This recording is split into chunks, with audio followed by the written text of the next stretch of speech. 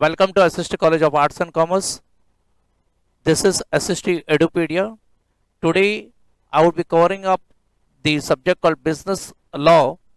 Under business law, I will be covering up the topic called Indian Contract Act.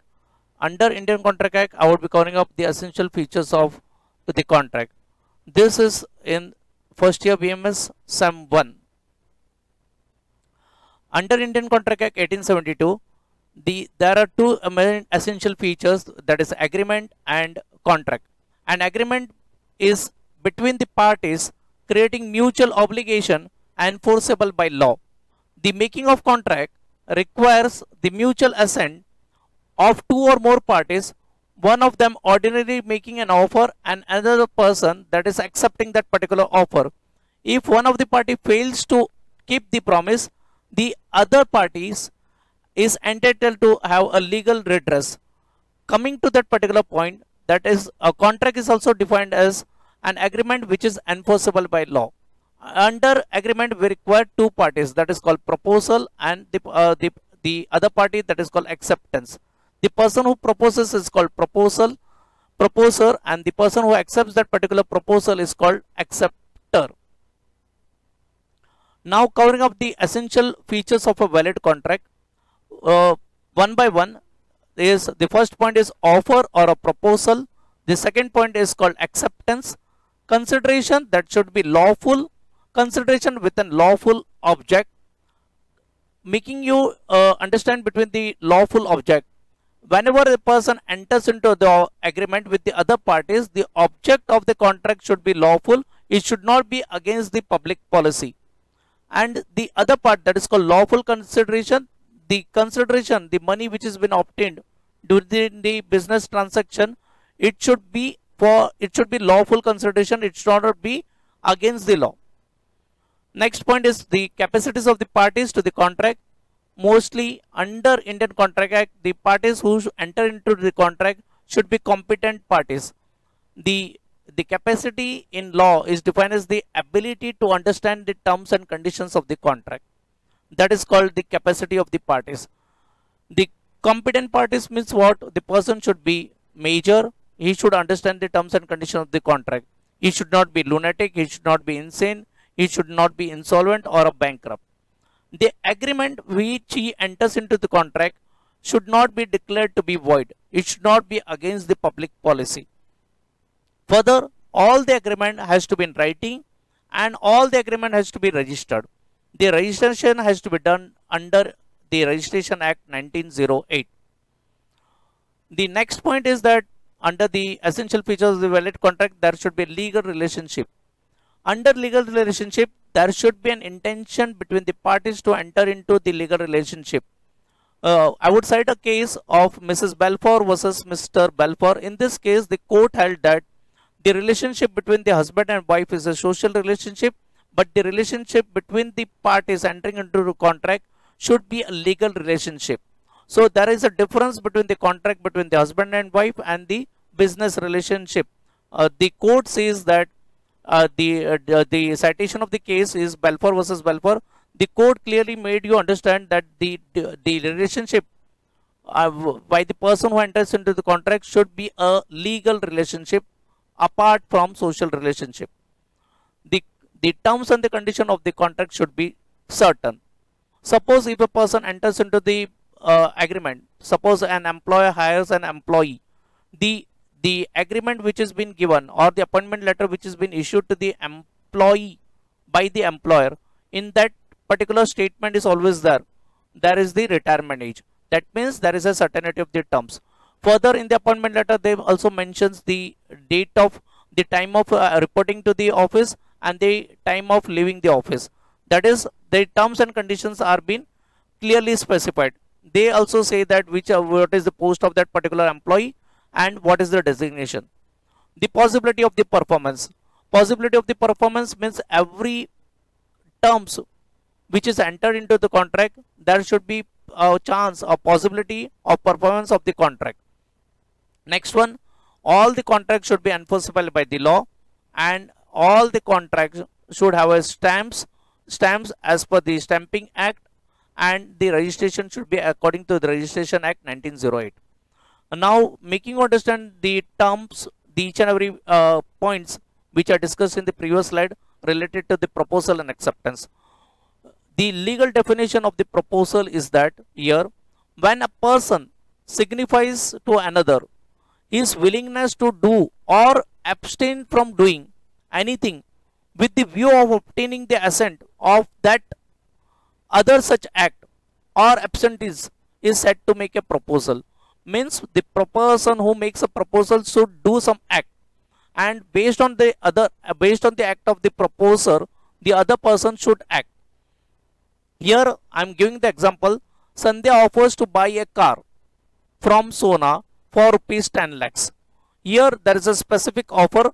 Here Sandhya is the person who is said to be a proposer, and Sona is the person that is called an acceptor. So proposal plus acceptance is equal to agreement. Here she offers. That means it's an agreement that is called as oral agreement. The Sona had accepted the proposal made by the Sandhya, and Sandhya said that for making the transaction to be complete, she should get paid rupees 10 lakhs. Here it is called specific offer. Reason is that the car is been the specific part of the contract, and the amount is also specific. So this is our side of the best example. Here there is a case law, a pure case law, saying that the offer is specific and the price has been specific. Next point, that is called consideration. Here in most of the cases, consideration means money and money only. When at the desire of the promiser, that is the person who makes the proposal, the promisee, that is called the acceptor, makes another person has done in that previous slide, she paid or abstain from doing or not paid, or promises to do or abstains from doing something, such an act or absenteeism or promise is called consideration of the promise. The definition is vast, but for normal public it is that for normal students you should understand there should be a valid proposal and a valid acceptance. The proposal plus acceptance is equal to agreement. Agreement plus consideration is equal to contract. So in consideration means money and money only. With this example you can make the concept would be clear. Here the person A agrees to sell his house to B for rupees 10,000. Here A agrees to sell his house to B for rupees 10,000. That means it's an oral agreement. Here A promises to sell his house to B's consideration to pay rupees 10,000. Here the specific part which I like to make you understand is rupees 10,000 is called consideration. The very important part, that is called the capacities of the parties. Section 11 of Indian Contract Act deals with the term called capacity. Capacity, once again making you understand the ability to understand the terms and condition of the contract. According to the section 11 of the Indian Contract Act 1872, every person is competent to enter into contract provided he is major. Major means he should understand the terms and condition of the contract. He should be of sound mind.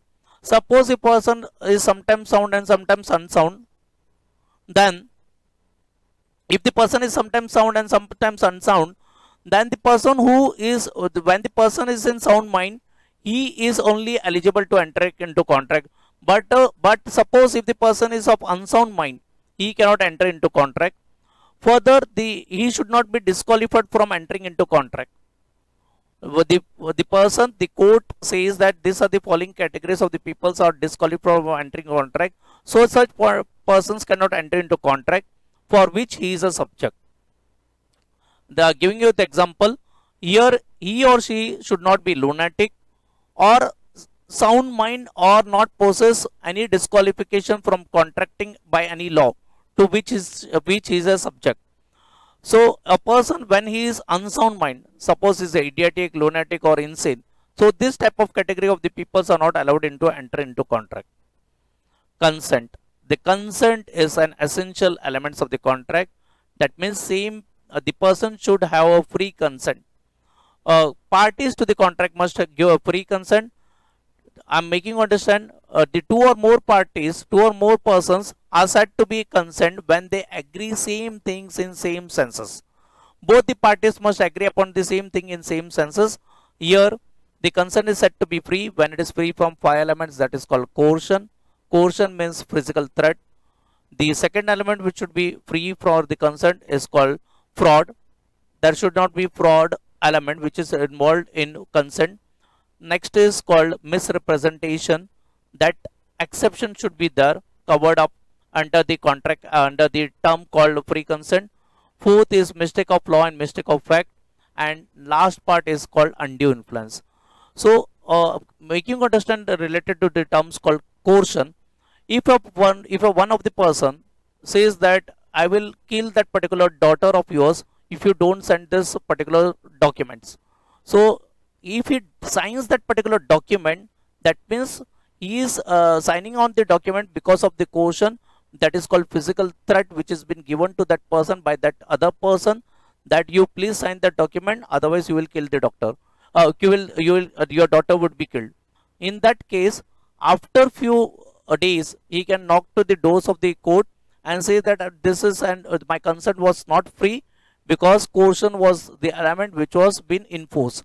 Suppose a doctor or a lawyer or any person who is in the dominating position says that you undergo this particular type of work. So that is called an undue influence. A person who is in dominating position says to the persons who are in the inferior position to give this work or accept that work. In that cases, it is also called as undue influence because he is acting because of the influence by the person who is in superior position. Next one, that is called fraud. In this case of fraud, when any person without his knowledge obtains his signature, then it is called as fraud. Next is mistake of law and mistake of fact, and is called the next is the consent is said to be free when it is free from misrepresentation. So without the knowledge, if there is any subordinate does some mischief related to representing something different which is not there, that is called misrepresentation.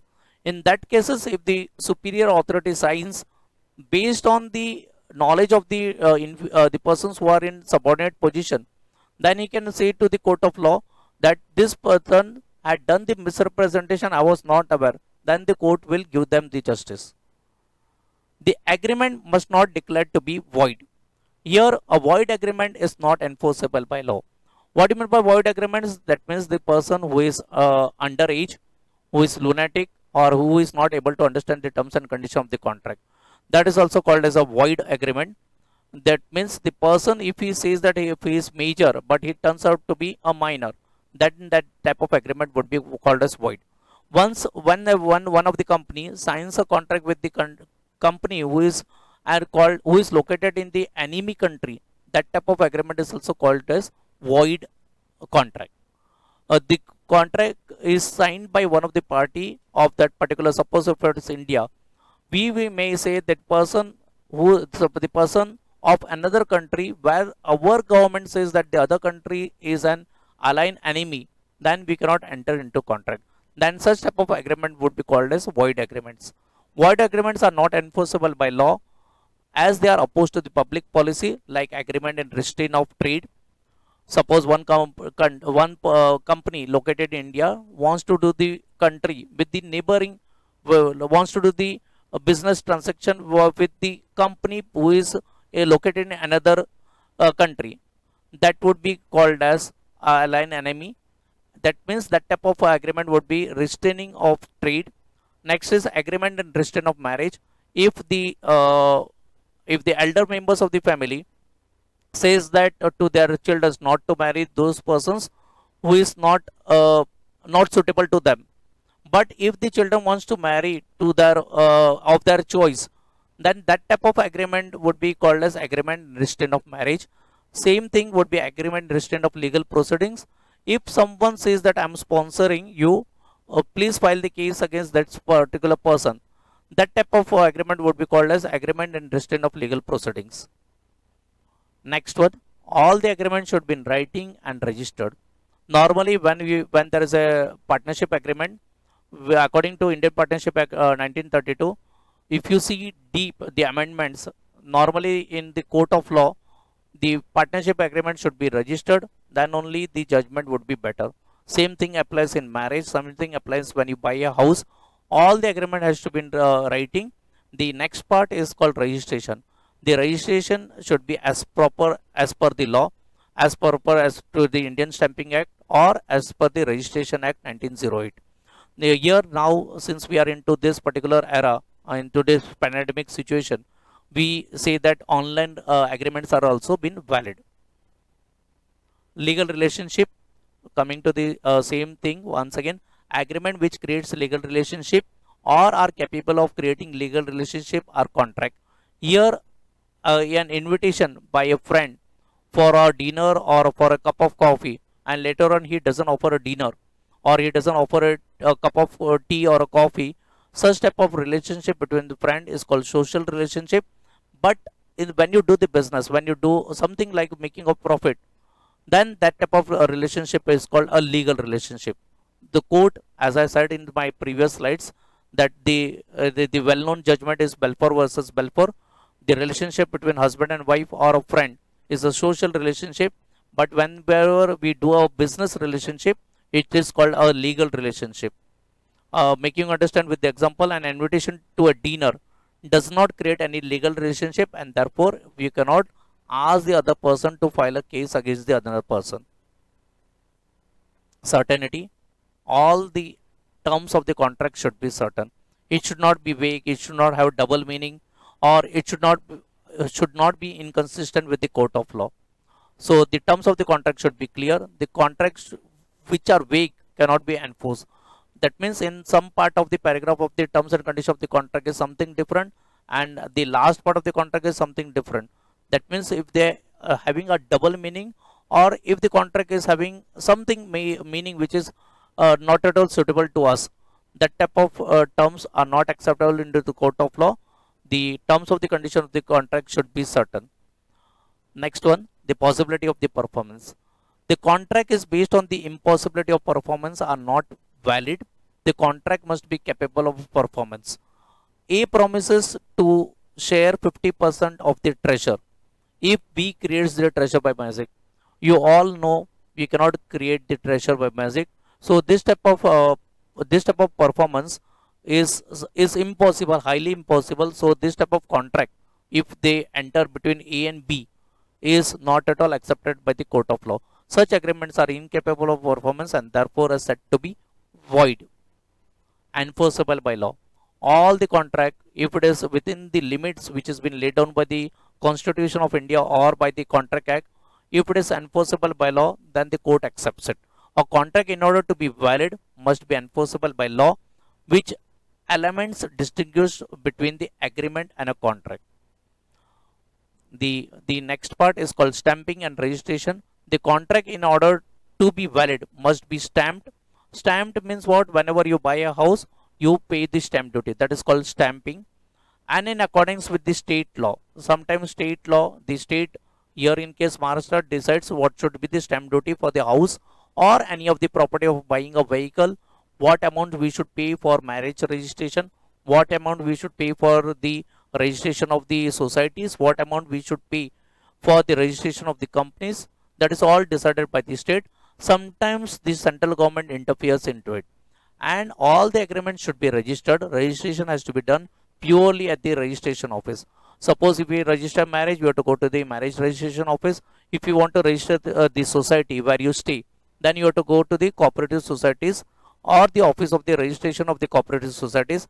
Or if you want to register any, sometimes I want to register my website, then it should be according to the prevailing laws. The registration should be done according to Registration Act 1908. Thank you all. Thank you for watching this particular session, making you understand what was today I had covered up the essential features of the contract, the offer, acceptance, essential elements of the contract under which I made you understand the capacity, the intention to create legal relationship, lawful consideration. Then we had something like possibility of performance, certainty of the contracts, then the stamping and the registration, and the last part was what you understand, that is called the capacity and the consent are very, very essential features of the contract. Students, I hope you the introductory part of the Indian Contract Act I had covered up. Please subscribe to this channel for the latest notification. Press the bell icon and share this particular video to your all friends and the circle. Thank you once again. I'm Professor Sunil Shah.